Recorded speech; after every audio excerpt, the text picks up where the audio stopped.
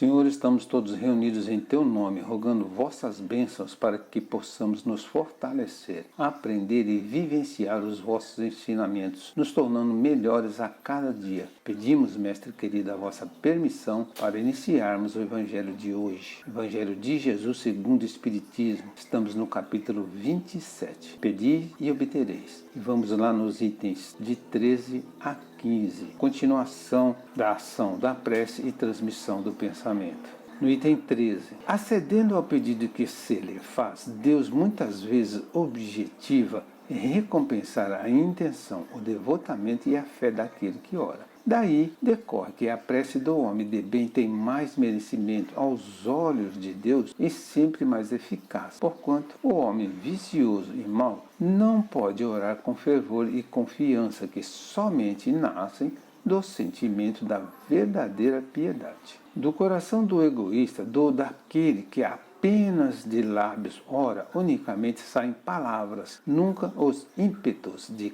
caridade que dão à prece todo o seu poder. Tão claramente isso se compreende que, por um movimento instintivo, quem se quer recomendar as preces de outrem, faloá de preferência as daqueles cujo proceder sente-se há de ser mais agradável a Deus, pois que são mais prontamente ouvidos. Então, só para a gente entender, né, o que é a prece? A prece é uma invocação mediante a qual o homem entra pelo pensamento em comunicação com o ser a quem se dirige. A prece não tem que obedecer a fórmulas específicas a fim de não ser recitada maquinalmente. Melhor é que seja criada segundo as circunstâncias, de modo a refletir claramente o pensamento de quem ora no momento da oração. A eficácia da prece é a mesma tanto para o homem de bem quanto para o mal? Não. Uma vez que o atendimento da prece por Deus objetiva recompensar a intenção,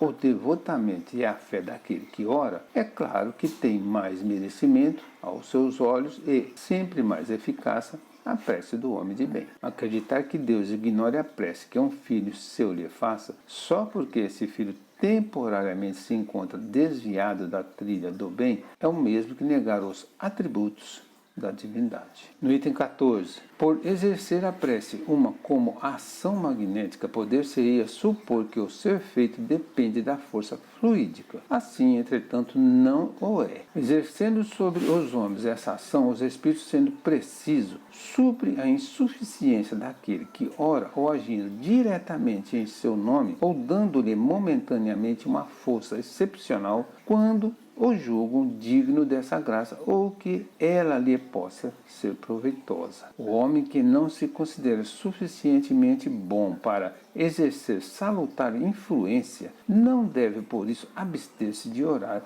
a bem de outrem, com a ideia de que não é digno de ser escutado. A consciência da sua inferioridade constitui uma prova de humildade, grata sempre a Deus, que leva em conta a intenção caridosa que o anima. Seu fervor e sua confiança são um primeiro passo para a sua conversão ao bem, conversão que os espíritos bons se sentem felizes em incentivar. Repelida só ou é a prece do orgulhoso que deposita a fé no seu poder e nos seus merecimentos e acredita ser-lhe possível sobrepor-se à vontade do Eterno. Então, tanto do homem bom ou do homem mau, a prece é ouvida desde que não seja feita com orgulho. Os bons espíritos ajudam aquele que é menos bom a ser atendido, desde que a sua vontade seja boa, que o seu entendimento seja para ajudar alguém. Então, como se explica o fato de às vezes conseguimos efetuar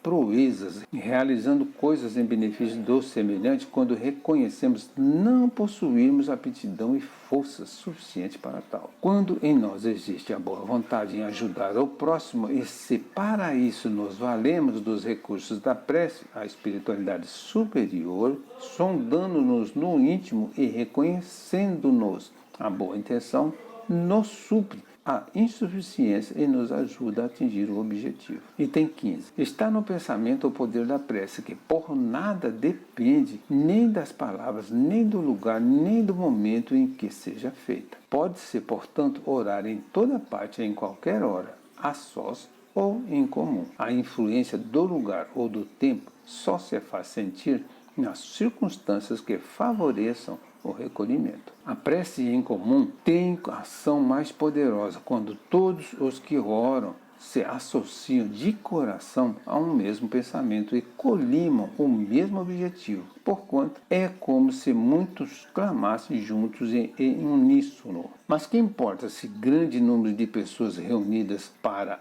orar, se cada um atua isoladamente e por conta própria? 100 pessoas juntas podem orar como egoístas, enquanto 2 ou 3 ligadas por uma mesma aspiração oram quais verdadeiros irmãos em Deus. E mais força terá a prece que lhe dirijam do que a dos 100 outros. Isso a gente já viu também lá no capítulo 18, nos itens 4 e 5. Então, o poder da prece depende das palavras, do lugar ou do momento em que é feita? Não, porquanto o seu poder está no pensamento. Vale ressaltar, todavia, que devemos escolher o lugar e o momento que melhor favoreça ao recolhimento. Conclusão.